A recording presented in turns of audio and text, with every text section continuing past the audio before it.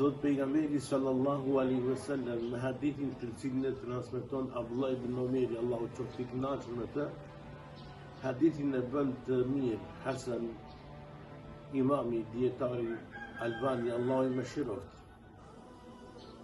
Thot në këtë dua Rasulullahu sallallahu alaihi wasallam kushton La ilaha illallah, Allahu akbar, wala hawla wala quwwata illa billah, vetëm se janë falur mëkatet, edhe po sikur ti kishte sa shkuma e detit.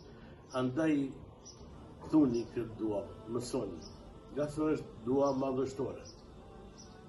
Nuk ka zot tjetër pos Allahu. Allahu është më i madh. Nuk ka fuqi në ndryshim. As nuk ka forcë që mund të ndryshojë diçka përpos nëse don Allahu.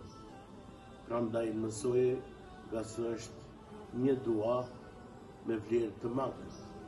Të falen mëkatet, po edhe sikur të i kishe sa shkuma e ditë.